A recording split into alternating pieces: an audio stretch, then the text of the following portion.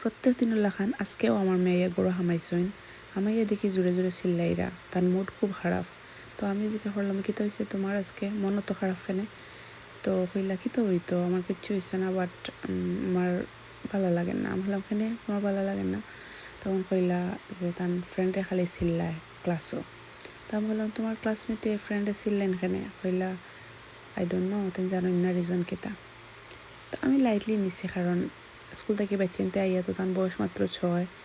School থেকে বাচ্চানতে আইয়া তো কত সময় কতটাও হইন, অত সিরিয়াসলি নেওয়ার মতো কিছু না, আমি অত সিরিয়াসলি নিছি না। তো ব্যস্ততার কারণে আমার মাথা থেকে এটা গেছে কি, কতক্ষণ দেখলাম তার মুড খারাপ। এরপরে আমি প্রতিনিয়ত নোটিস করতাম, স্কুল থেকে আওয়ার পরেও আমার লগে ওলা চিল্লা করতাম, নো তুমি এটা এখানে করলাই, why you done that, why you do that.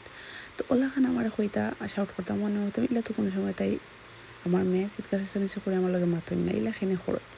একটু অবাক হইতাম তার বিহেভ দেখিয়া, বাট মনে হইতো আবার মাইন্ড থেকে হরাইতাম, মনে হইতো it's maybe normal because of the age. But একটা সময় দেখলাম না, জিনিসটা বাড়তেও আছে। অবাক হইলাম যে না, আমার মেয়ে তো এলা বিহেভ আগে করতো না, সাডেনলি এখানেও তো বিহেভিয়ার চেঞ্জ।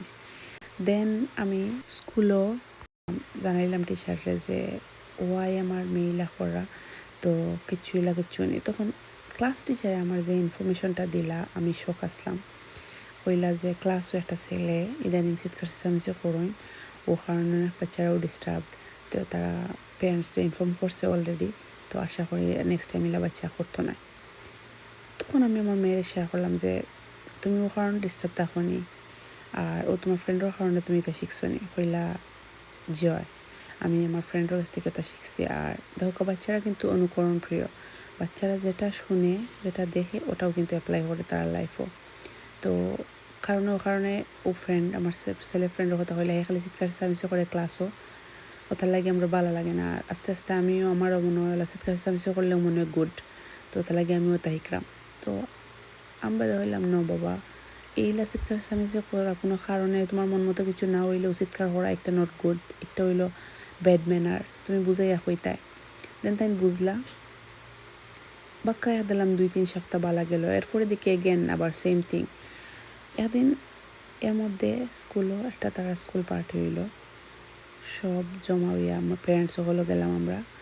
তখন আমার ও চোখের সামনে ও বাচ্চাটা নোটিস করলাম আমি, যে বাচ্চা রানিংয়ের একটা প্রতি কম্পিটিশন আছিল। তো বাচ্চা ফার্স্ট হইতে পারছে না, গিয়া বাচ্চা এত জোরে একটা চিৎকার দিল, আর পা থেকে জুতা খুলিয়ে এইটাই ফালাই উলাই দিল সবার সামনে। আমরা সব অবাক হইলাম যে এইটা কোন ধরনের ব্যবহার। তো আমি দেখলাম মা বড় মানে জড়ো সড়ো অবস্থায় স্বাভাবিক আনকমফোর্টেবল